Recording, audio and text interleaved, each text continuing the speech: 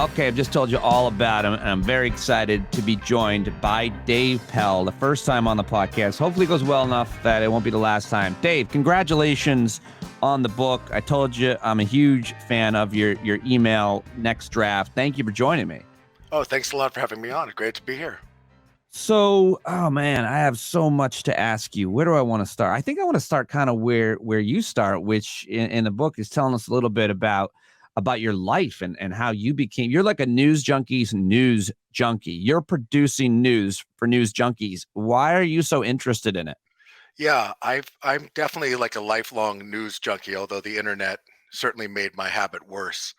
Um, I grew up with two parents who both survived the Holocaust, so news was like a big deal in my family and my childhood. And then we also sort of used it to repress a few other things that we might not feel so comfortable talking about. So we started sort of discussing outward issues. The two big topics when during the years when I was alone with my parents, my sisters were out of the house by then, were news and Wheel of Fortune, which was their other obsession. So I've just always been talking about the news, thinking about the news, having my dad explain to me how to read between the lines of the news since I was a little kid.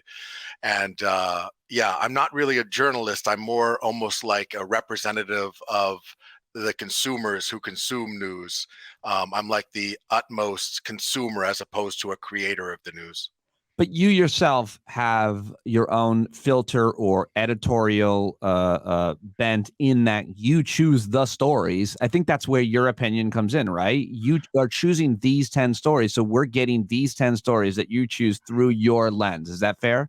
Right, definitely. Yeah, I mean, my head is the logo, although it's a little younger than me. It doesn't age quite as much as my human head.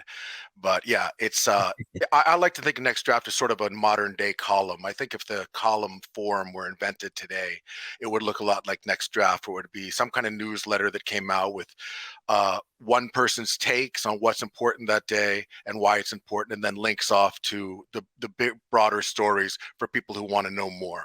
When did you start publishing your daily newsletter, Next Draft? Well, I started in the newsletter gig like way back when the internet first started, like once Andreessen created Mosaic and let somebody have a place to enter their email, I was sort of all in. I used to send out paper-based newsletters to family and friends. They were about 30 pages and bound, so no one was happier that the internet distracted me from that than the recipients of those long tomes that I would send out. But when the internet first got going, I used to just send out a newsletter that was like Next Draft, but it was just the top 10 tech news stories of the day. And it mostly went out to internet professionals, people in the business. And during the first internet bust, it sort of felt like I was writing a daily obituary column. And I was much more into all news than tech news anyway. So I sort of expanded it into that. But in the middle there, after that, I sort of stopped doing it for a few years because when Twitter and Facebook sort of took hold, I felt like, wow, people are already overwhelmed with news and information. I don't want to add one more thing to their plate. But a friend of mine convinced me to bring it back, arguing that the opposite was true, that as people became more inundated with news and more overwhelmed with sources and incoming feeds from Twitter, Facebook, and wherever else, that they actually needed someone to go out there and slow it down and give it to them in a format that just stayed the same throughout the day, that you didn't feel like you were always behind. But here's just a selection of things you might want to know today. So why write a book about the last year as opposed to the entire time you've been covering news? Please scream inside your heart, breaking news and nervous breakdowns in the year that wouldn't end. Of course, the title refers. Well, I'll let you tell everybody. Sure, yeah. The title refers to an amusement park in Tokyo or outside of Tokyo and sort of in the shadow of Mount Fuji, where they had reopened early on in the pandemic, but they were making people wear masks. And in Japan, people are open to doing that. So that was working well. But they found that on one of their more scary roller coasters, people were screaming the entire ride. And so they were worried that germs were spreading. And so they made a new rule saying, hey, you can't scream. You can come ride, but you can't scream. And it was sort of became a joke meme in Japan that people were sort of making fun of the amusement park operators for suggesting you could go on the scary ride without screaming. But the amusement park countered by having two of their executives in suits and ties with their hair perfectly combed and not a hair out of place ride the entire ride with masks without making a sound. And then at the end of that video that went viral, a message came up that said, "Please scream inside your heart."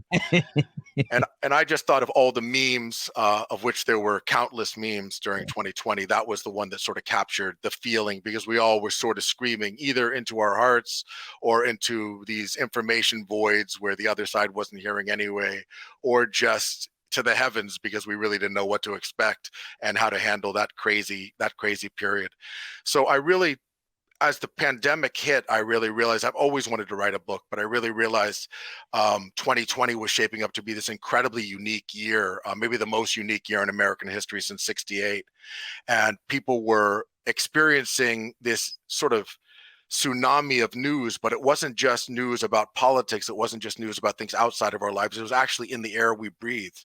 So we were, our lives literally depended on us getting good information, but that information was so much and so overwhelming that even after training for it for the 3 years prior in the Trump administration, it was just too much to handle. And people that I know who aren't even into the news at all would call me and say, "I'm just so overwhelmed. This is stressing me out. I can't sleep at night." And I'm like, "Turn it off." They're like, "I can't." So I realized here's this moment in American history that I'm sort of uniquely qualified to write about, because my whole life I've been sort of swimming in those news stories and trying to add context to the chaos. So I felt this seems like a good idea. I've had that feeling about 200 times in the last 3 decades, and the other 199 or so, my wife said, "No, that's not a good idea for a book, or you're not the right person to write that book." But on this one, I sort of woke her up at 3 in the morning and I said, "I think I've got it. I need to write about 2020 and then wrap around all these issues about the media that I've been thinking about for the last few decades." And she said, "Okay, that's the book." So I started writing. Well, I'm so glad that you did. It's a really great book. The way you wrote it is great. And I love, I just like your interpretation of news items and news stories, and the way that you do kind of slow it down, give us context. It's very smart. Too smart, maybe. Sometimes I'm like, what did Dave just say in the newsletter? The book also, well, I want to talk about the book a lot, but I do, this isn't the book. We can talk about this. You mentioned your parents. Holy shit, your dad's story. I mean, it's crazy. I mean, you think about World War II and the Holocaust, and you realize that there are literally millions of stories that still haven't been told. And I found out about your dad's story in reading your book. And could you touch on it? Spoiler alert. Sure. Yeah. Spoiler alert. My dad was a full on, almost cinematic hero. He had an incredibly unlikely life.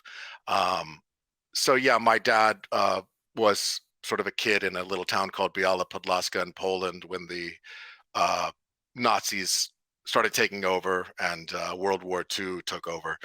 And so he was sort of moved from town to town with his family. Eventually, they were sort of moved from ghetto to ghetto by the Nazis. And at one point, when he was a teenager, he had already lost most members of his family, including his dad and two brothers who were outed by a neighbor while they were hiding in an outhouse.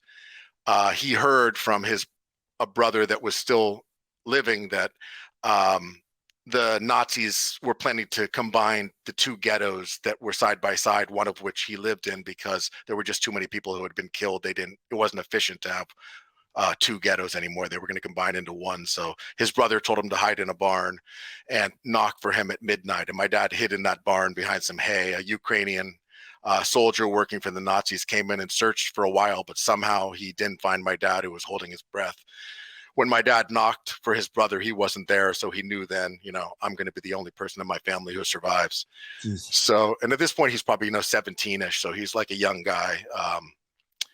And he sort of crawled on his hands and knees, as he said, through the mud and shit out into the Polish forest, where he survived for many months alone. Actually, he would sleep on, they had these big bread ovens in rural areas of Poland outdoors. So he would sleep on top of them to stay warm enough to survive at night.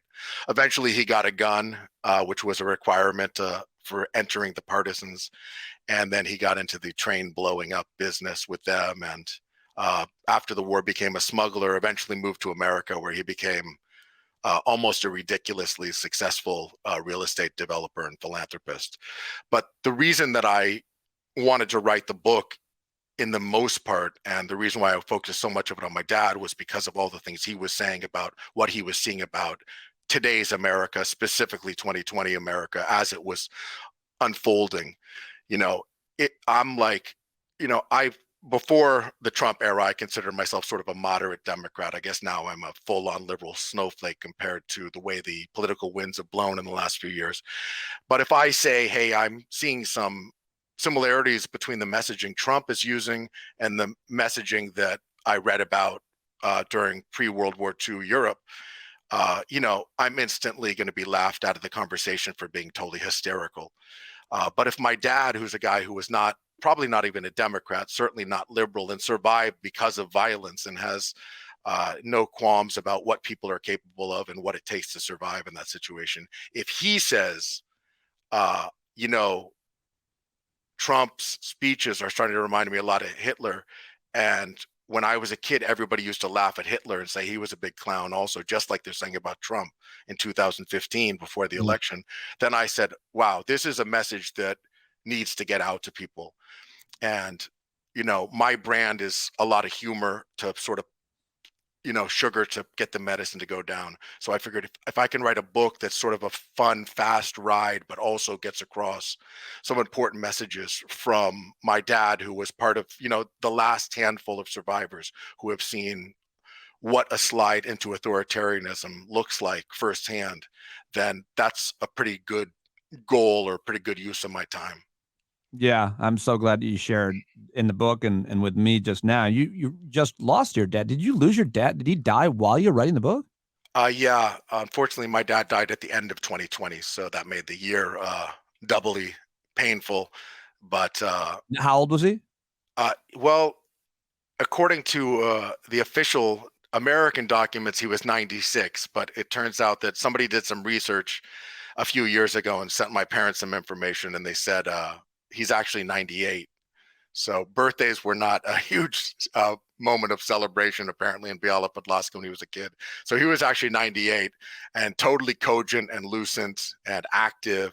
I mean, the pandemic took a ton out of him because he was never missed a day of exercise, basically, and still went to the office several days a week up until the pandemic. And the pandemic, just being stuck in the house, uh, both physically was a nightmare, emotionally, because you're just sitting there thinking about time running out, and then psychically, because he was so, um, even more so than me or the average news addict, just totally obsessed with what Trump was doing to America and the way that so many citizens in America were failing to see the signs and weren't out in the streets. He probably said that 100 times during 2020. I don't get it. Why are people out in the streets? Well, I'm so sorry for your loss. Oh, Must have thanks. been really painful given the fact that, he was such an important person in your life. When did you find out about his did you know that your whole life, or when did you find out that your dad killed Nazis? And by the way, that story sounds like that movie. I'm such an idiot, but that movie is probably a book, Defiance, with Right. Daniel Craig and Liev Schreiber. They're in the woods, living in the Yeah. woods. Yeah, that was actually an incredibly accurate movie, according to my Was it? dad. But Yeah. that was the type of group that he fought with. There were a couple little things in the movie. They tried to imply that the Daniel Craig, who plays the leader of the partisans, and some of the other people in the partisans had some conflicts about, well, we don't want to become as evil as our enemy, and we don't want to lose our moral or ethical compass, even though we're being attacked. But of course, in times of war, and especially in times of genocide, that didn't come up much among the guys who were leading my dad's group. It was like, you go do what I say, otherwise you're going to get killed by me too. So it was a pretty rough thing. But otherwise, it was. He said it was very accurate, and that movie was about a couple brothers in L.A. But um, my dad also has a book about his life called Taking Risks that's similar, although half of his book is about his life in America. So I definitely always knew that both of my parents were Holocaust survivors. It was often a topic of conversation. Anti-Semitism was like, our daily topic in the house, basically, over dinner. So um, I knew some of the details. I didn't know all the details until he wrote a book about it. And it was interesting because during I say in the book, during the 60s, 70s, and 80s, my dad was remarkably silent. He said almost nothing at dinner or any other time to me. But we took a trip in '93 back to Europe. This was right after the wall, a little after the wall fell down, a couple years after. Right. And we went to Poland with a group of Jews on sort of an educational trip. I was probably the only non-octogenarian on the bus. And one day, my sister and my parents sort of took a cab from Warsaw to Biala Podlaska, and my dad had brought like a bunch of cases of Marlboros so that he could bribe the cab driver because he hadn't been there since he was a smuggler. And we went there, and the second we got out of the car, everybody, it was really surreal because all these people ran up to us and said, oh, we didn't steal your house. The Germans gave us this house, And we're like, don't worry, we're not here 40 years later for the house. We don't want the house, But it was pretty surreal because the only people who would come to this small town would be Jews coming back, There's no way somebody would visit. It was sort of a rural area. And, they were still pumping water from the same well. And not a ton of advancement there. But after that trip, which I think my dad probably thought would break him, he started talking about his experiences more. He wasn't as afraid to let it surface. And then he decided to work with this Jewish historian named Fred Rosenbaum to write his story. So it was really a life changer for him. He talked more, he started making many more friends. He had friends like couple friends, like most couples of that era. The husband sort of just rolls along, but he started making more of his own friends and, just talking about his experiences more and how they impacted his business life in America. How did given all of that and given the constant conversation about anti-Semitism, which is not abnormal in any Jewish family all over the world, what did that do to you, and how does it relate to what you've seen happen in our country? And maybe if you want to tie it into 2020, but I guess you probably need to go back further before then. Yeah, well, I think we're definitely seeing a big rise of anti-Semitism, white supremacy in Europe and America. I personally don't think it's a coincidence that its timing is coming at the time when we're losing the last few handful of people who survived the Holocaust. I don't read that much, but I find it hard to believe it would be a coincidence. Of course, it has something to do with the internet and the way we share information, and makes it easier for ne'er-do-wells or evildoers to communicate with each other. But they've figured out a way to do that, during the time of the telegraph also. So I really think it has something to do with that. As my Do you mean, let me read into that. You mean that like those who survived it, because they're dying, their voices aren't heard, and we can relive a horror because the people who lived it are gone somehow? Is that you're not saying it's like by design, you're saying that's how life works with human civilization. When you don't remember history, or you don't see the survivors, and you only learn about it a little bit in school, or maybe you saw a documentary, maybe you visited a museum, it's easy to repeat. Is that what you're meaning by that? Yeah, that like I said earlier, if my dad, let's say my dad was 20 years younger and he got up and gave a speech or went on the news and said, hey man, what this Trump guy is doing is exactly the kind of messaging that Hitler and his henchmen used in pre-World War II. Be aware and beware of what's happening here and take it seriously and tamp it out. Then people would wake up and really, take notice. At this point, most people who are in a position to say that are either gone or they're, in their late 90s. They're not really in a position to go out and make a lot of noise about this type of issue. But they're the ones who would be taken seriously. It's hard to explain the extent to which, if I say the messaging is similar to pre-World War II Europe, it just Versus sounds crazy. But Elie Wiesel. yeah, right. Or even more than Elie Wiesel, my dad, because he was, he was a hard ass. He survived because of violence. He fought. I don't even really like to call him a survivor because he wasn't really a survivor. He was actually a fighter. He was like But an insurgent, basically. right, yeah. So that definitely was, during the second Iraq invasion. The second that we started shocking and awing my dad said, you watch, everybody's going to go. They're going to let the Americans roll right into Baghdad. And then once they get in there, they'll start the insurgency. And there's Yep. no way that Yep. America can overcome that insurgency. Yep. But he said, it's just logical. There's no other way for them to fight. They can't Yeah. fight through air or whatever. So, he knew because he had been an insurgent. Yeah. And I just think some of those voices are that when we lose those voices, the warnings from other people don't sound Well, quite I mean, as pressing. I couldn't agree more with you. And then, to get to the book, it's, we are, I'm sure you're going to jump right off at this point, but we cannot now agree apparently on what happened less than a year ago at the Capitol. It's a thing that the entire country watched. And now it is being obfuscated, is being retold by everybody from congressional leaders to the biggest talkers in right-wing media. And that's a thing that happened less than a year ago. History is not even going to recall that the way we all saw it. We saw it. And those people actually experienced it. It's such a unique point to make, I suppose, or event to make the point about. So forget about the American Revolution. Forget about the civil rights movement or, the 70s, 80s, or 90s. We're not agreeing on what happened less than a year ago. So the Holocaust is really in the rearview mirror. Also, it didn't happen here. Right. Right. First, you're obviously right. I mean, it's not only do we have people distorting the reality that we just saw and heard with our own eyes and ears that happened very recently, but they actually start distorting it even before the event happens. That's what we see with the big lie about the election being, For sure. a hoax or whatever. Um, Trump began that.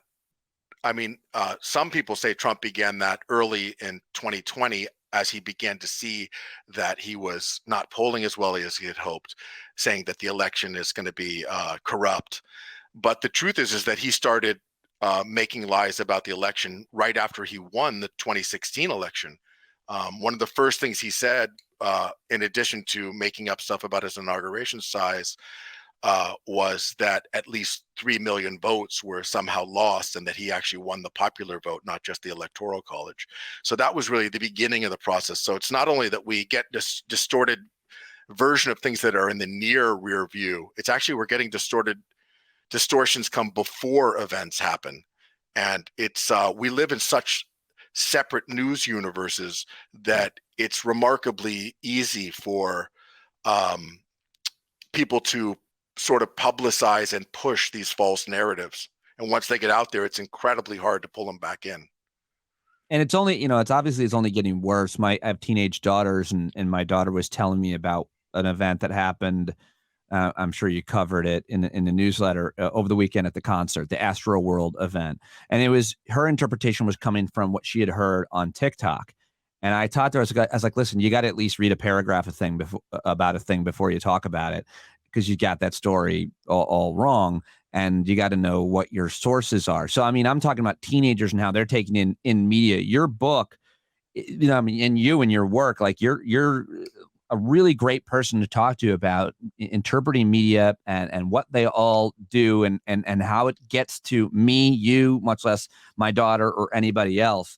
And so in your book, you have this, what do you call it? This mechanism that you do? What is it? Where you show the tweets of Maddow Oh yeah, viewers news versus. breaks. Yeah, Can you describe what that is in the book and then why you did it? Because it's fucking fascinating experiment. yeah, it really is.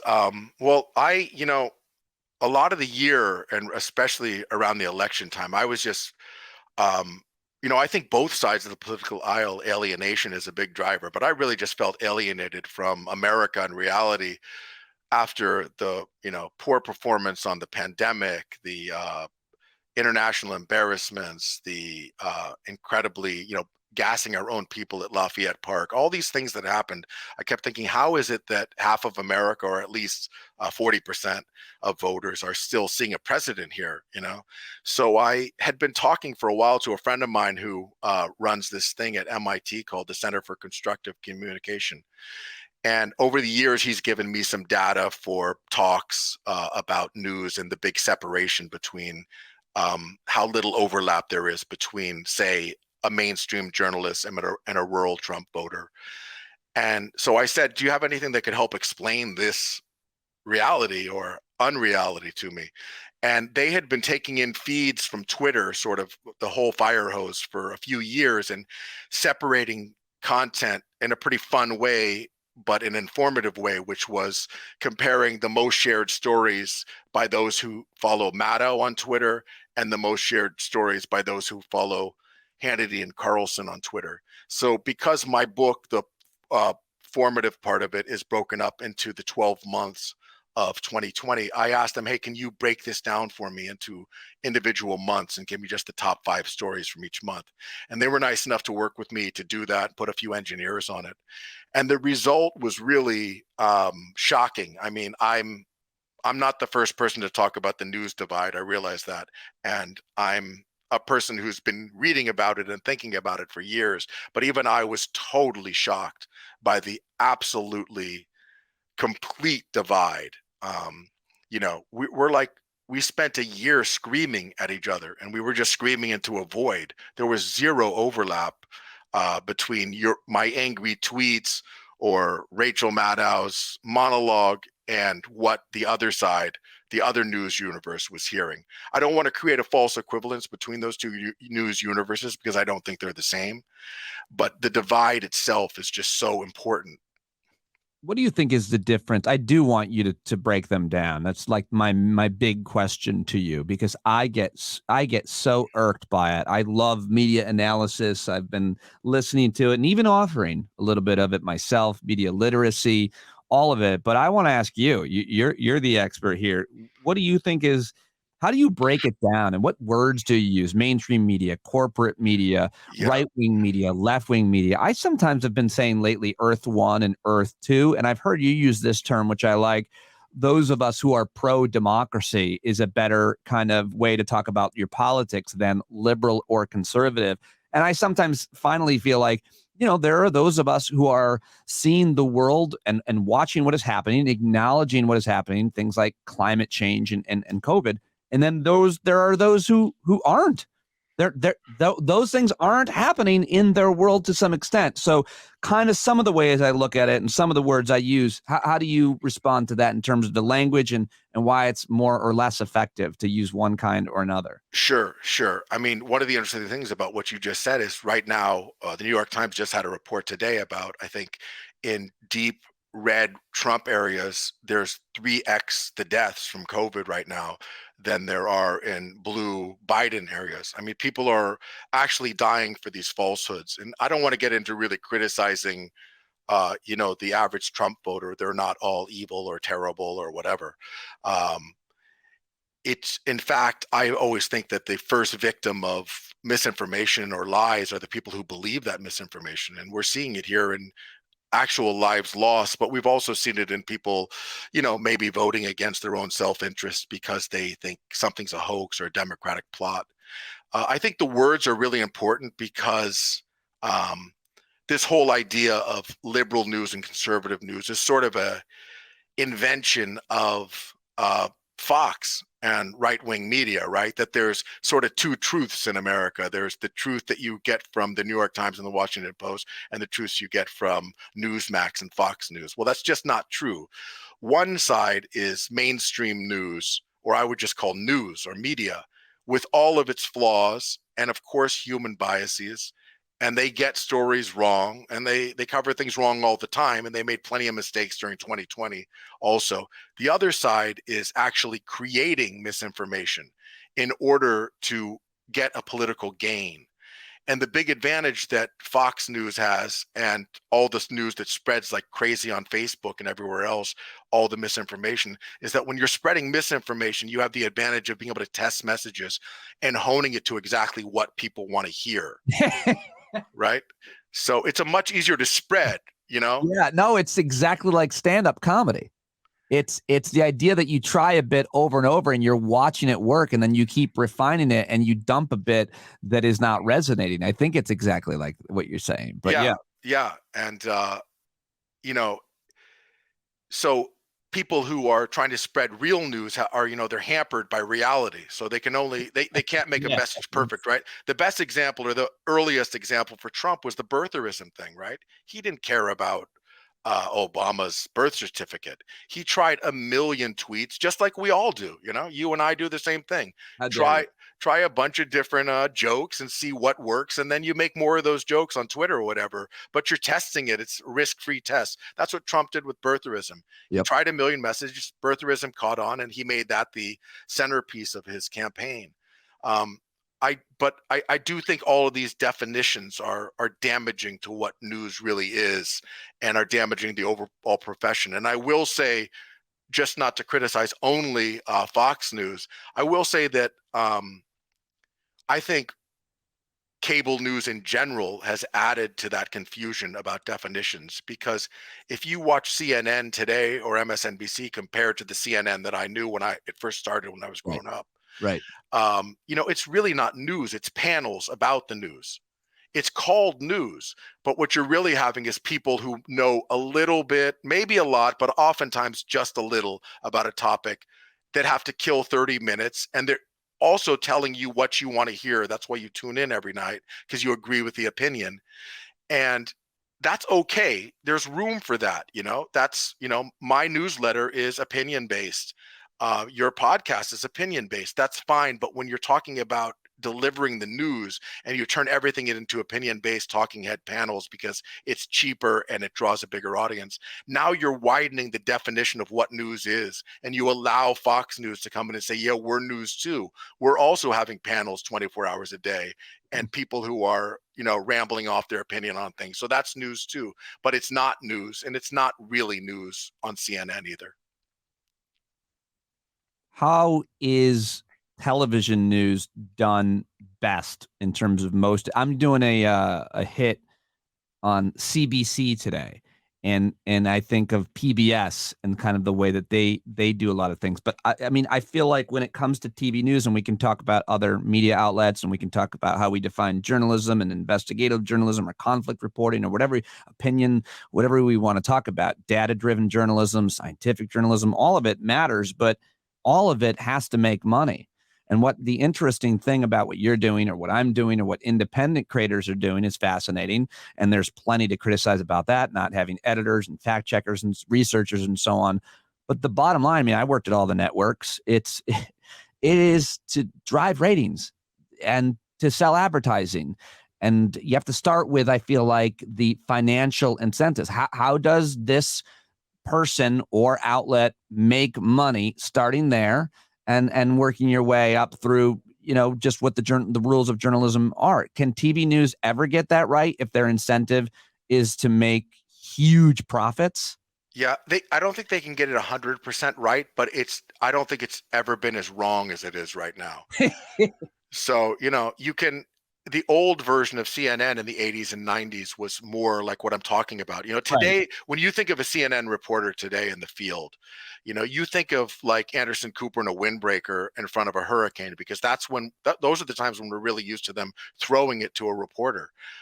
Today's news is really just a couple of people repeating what the White House said from the White House lawn, and then panels about topics, or anchors giving their opinions. So I think there is a model that works, and it happened before the last 10, 15 years. One of the things that's really tricky, though, is especially on cable news, is that they realized during the Gulf War and during the OJ trial, really, that covering one story all the time was a great business model, because it was almost like a soap opera. You knew all the characters. You just could turn on any time and catch up with the OJ trial, Yep. And Trump was like the Ford Bronco chase, like going on for 4 straight years. Everybody knew every character. Scaramucci was there for 11 days. I've been working my whole goddamn life to get a following. He's like internationally famous after 11 days of ridiculous lies. Yeah, So no, it's a great point about he did that for four years. Yeah, maybe we could take apart, Dave, any, as you write about in the book, anything from the impeachments to anything regarding COVID, and to how it was covered and how it's interpreted and why it's important to be as responsible and to find the nuance. I don't know. You can word it however you want, but we can pick so many stories from the insurrection. I mean, from 2020 alone. What do you want to do? I mean, there were so many stories. That's what made it such a crazy year. It started with most people don't even remember that it actually started with Australia burning and America bombing Iran's Soleimani. Which is not something people think, man, that sounds like 5 years ago. You know, I think in a lot of ways the news in general did a pretty good job of covering stuff in 2020. The repetition was probably a little too much. Overwhelming people was probably a little too much. But look, journalists are people too, and this was a crazy new thing for them too. They hadn't seen a president like Trump, right? So they covered him like they covered other presidents. And they were being attacked constantly by right-wing news outlets for being biased. So they went out of their way to appear unbiased. So because of that, I think the risk of Trumpism was not really seen until post-election when the big lie hit. And then, of course, with January 6th, everybody said, man, this is way more serious than we thought it was. There were plenty of journalists and outlets like The Atlantic in particular that were warning about it for years. Writers that had covered it like Ann Applebaum, who had seen some of this before in other countries and were Yeah, saying, I talk to all those people all the time. But I think I mentioned the insurrection. That was 2021. You're obviously 2020 is the year that COVID lands right, in America. It's also an election year, which is why you wrote about that year. Both of those things. And yeah, Black Lives Matter also, of yeah, course. and this year has been the reaction to Black Lives Matter, CRT. And Yeah, exactly. I just whenever I hear CRT, I just think of CRT monitors, and I'm like, what's the problem? those they're too big and bulky, I think. Is Yeah, I guess that's it. I uh, get that's one thing we all Americans can agree on, right? It, I I don't know. There's probably some crank somewhere that thinks that probably. the old monitor is not giving him the same type of disease or spine on him or something. I don't Yeah, know. that's probably true. But let's just zero in on COVID and how that got reported out. And I mean, it was just insane because the president of the United States wasn't asking the right questions, wasn't seemingly even interested in what was happening. And clearly, like any other problem in his life, he just wanted it to go away. And that that didn't happen. That's Right. how it happened. But I mean, when you think about human nature, we all sort of wanted it to go away, right? So you can see why when something scary is coming your way, especially something that limits your life, your ability to work, your ability to have fun, your ability to, go to bars and get laid, see music, everything gets taken away. Nobody wants that, right? So you can see why people would be susceptible to a message that, hey, it's just going to go away, which he said over and over throughout 2020, probably 100 times. Um, I think the media in general, given the unprecedented state of both things, one, a president that they didn't really know how to cover, and a disease or a virus that was, scaring them also and forcing them to work from home and change their lives. And they're worried about their kids like the rest of us are. I thought they did a pretty good job. Especially after like March 11th, which was the day that sort of changed everything when the NBA suspended. Tom Hanks said he had COVID. Almost every sport shut down. Trump gave a speech saying we're closing down air travel. So it's sort of that was the day it really became real and shocked people, and we all sort of like started loading up on toilet paper. But in general, I think if you look back, there were a lot of journalists that got the story right. There were, the Atlantic had a big headline that said cancel everything. Yeah, it came like a few days before March 11th, but none of us were really thinking it was going to be that bad yet. The New York Times did a lot of good reporting on how viruses spread and all that kind of stuff. So I think in general, the media kept us pretty well informed. The issue in 2020 was where do we draw the line between being well informed and just being completely overwhelmed and having our lives taken over. This was all anybody I know talked about during 2020. Every conversation came back to Trump, basically. of course the virus, and of course Black Lives Matter, and of course a lot of other news stories. But ultimately, the conversation would always work its way back to Trump, who, he does not have a good track record in business, but he really owned the information economy.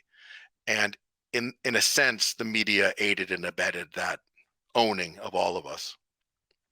I always struggle with that generalization because I know you mean to say specifically like the media is a thing. Like we can personalize our media so much that if you lit like I do, like the only thing I've ever done right my entire media career is find smart people to ask questions to. And I actually don't think that that takes any talent. I really don't. Like talk to an epidemiologist about pandemics. I mean, I don't know what they're going to say. I don't have a predetermined outcome. I just know that they're a fucking science nerd and they Right. study this shit their entire lives. And so that's who you ask. And the same goes for, as you mentioned, talk to your dad, talk to historians who study specifically authoritarianism and the decline of democracy.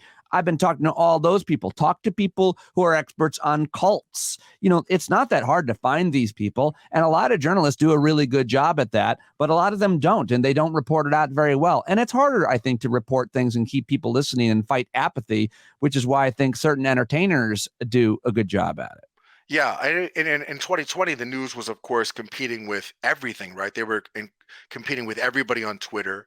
Every late night host went full news every night, and it's understandable, right? We were experiencing this overwhelming experience, Again, once in a generation. It's not like you're going to go on and just do your usual late night right. talk show, right? None of us did anything normal. It's funny. I got a few complaints from people who have read my newsletter for a long time, saying, "Wow, your newsletter is becoming so political. I missed the old newsletter."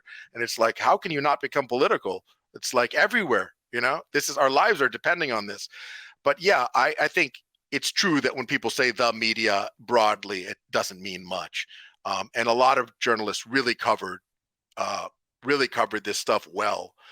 We probably don't need as many journalists covering the same story for the Right. reasons that you just said. My local paper doesn't need to do a story on what the epidemiologists say about COVID, because AP and the Times already talked to the top 3 people or the top 20 people, Yeah. and here's the report. Let's hone in on one report. The other thing that really That's so nice that you have a local paper. What's that like? yeah, exactly. They only survived long enough to promote my book, then they're probably going to go under. But What were you gonna say? I'm praying they can make it a few more days.